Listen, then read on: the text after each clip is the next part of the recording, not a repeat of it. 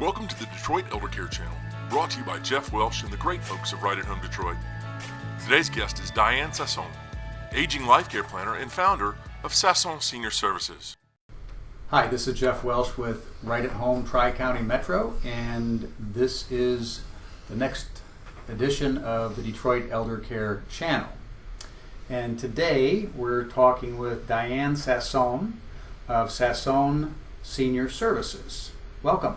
Thanks for joining us today. Thanks, Jeff. Thanks for inviting me. So, Diane, what does a care manager do? A care manager acts like the family in absentia. I call myself the professional daughter. A daughter would do many of the things I do, but she's not the professional. And the care manager answers the questions, what should I do about my dad? I don't think he's eating and he has bad food in the refrigerator. What should I do about my mother? I notice all these scratches on her car and I don't think she should be driving anymore. Just what do you think? Can she stay in her house or should she be moving?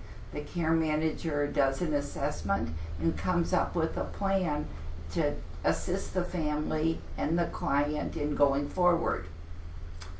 So it seems like if there's a lot of family in town, they would be handling these types of things, but apparently not all the time. Right, the family often is that sandwich generation. They're dealing with teenagers or younger children. They're still in their mid-50s and into their work career.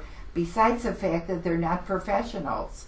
They're, asking their next door neighbor, did you ever hear of, some nursing home? They have no idea about the resources that are out there. They really need a professional to analyze the situation and know what is available. In home care, as we send caregivers into the home, often they interact with other family members, not just the client. And at times there might be a family dynamic, distance, misunderstandings, things like that. Do you get yourself involved in family matters, so to speak? Oh yeah, it'd be really unusual if there's 3 children and there's not 4 attitudes. Yeah. Everybody has a different opinion what should be done. So last night at 8:30, I met with the family, and the son was at the ball game. So he left during one of the innings, and we, spoke with him too. And he had one idea.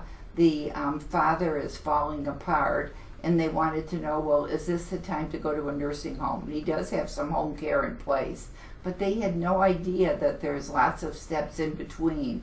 There could be adult daycare, there could be an adult foster care home, there could be extra help in the home. There's so many other resources to consider, but people don't know that unless they hire a professional.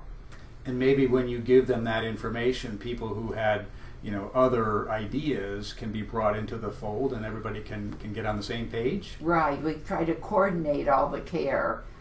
Besides the fact that he was going downhill so quickly that I suggested they see a doctor or go to the emergency room first thing this morning. And one of my staff is meeting them in the ER this morning. Wow, that's great. Tell me, what types of cases are you involved in? Well, that's kind of a typical one for somebody, an older adult. There's often a mental health case, and the family wonders, is this person neurotic, psychotic, or just have some early dementia? So that's a typical question, and we go to a neurologist and or a psychiatrist and try to answer that question. Sometimes it's strictly mental health. Michigan and all the other 49 states across the country are trying to decide what to do with people with mental health problems besides put them under the bridge to go to sleep. It's a big problem. Yeah. The other type of cases are people who are injured in automobile accidents, and they really need a case manager to follow them and make sure they're getting everything that is they need. Well, that's right. Your involvement in a case, can you kind of describe, are you there for a long period of time? Are you involved with the family for, from beginning until, last day, or do you also go in and do some short-term work for families? It can be either. Sometimes the families just want a consultation. Uncle Ed came in from Texas and somebody came from a foreign country, and they just want me for an hour or two to see what options. Other times it can be for several years. They need an advocate, and the situation changes over time, so they need my consultation and my advice. Spend a lot of time speaking with attorneys and with financial planners, because we all need to coordinate whatever resources are out there and make sure that we're all on the same page and going forward together. Right. Well, that's all great information. Is there anything else you'd like to add? I'd like to say that we're available 24/7. Unfortunately, people don't fall at 2 o'clock on a Tuesday afternoon. People seem to fall at 2 a.m. on a Thursday morning, and I will meet them at the hospital and have a list of all of their medications and their medical history. People, when they go to the hospital, they're in too much of a crisis to think about what to bring with them to the hospital.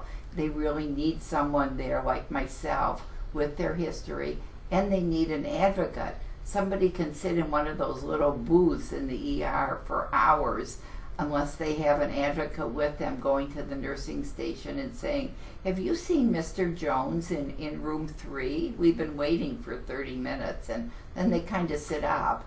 Besides the fact that I have a name tag, it kind of gives me some authority. And next one in, oh yeah, we'll be right there.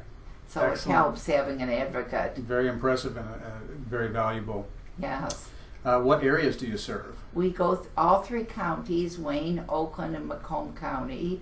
And I have staff in all 3 counties. The staff are social workers or medical staff, RNs, physician assistants, or someone with experience in the medical field. And try to match up the staff with whatever area the clients are in. Yeah, that's great. What if somebody has a parent that lives out of state? Can they call you and talk to you about, what the situation is, and maybe get some advice from you, or maybe even a referral? I'm on a national listserv, and I have names of people from all 50 states. Besides the fact that going to national conferences, I've met a lot of people in all the different states.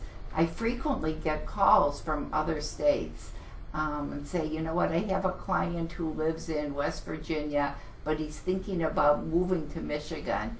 And I have moving resources. There's care managers who specialize in moving people from one state to another with the right movers and the right organizers in place. Makes things a lot easier. Oh yeah, I'm sure it does. That's excellent. So you have just a wealth of information, obviously, Yes. about the whole spectrum of aging and the problems that people run into, and I think that this is going to be a very valuable segment on the Detroit Eldercare channel. So I want to thank you for joining us today, and I want to make sure to give you the opportunity to tell the audience how they can reach you.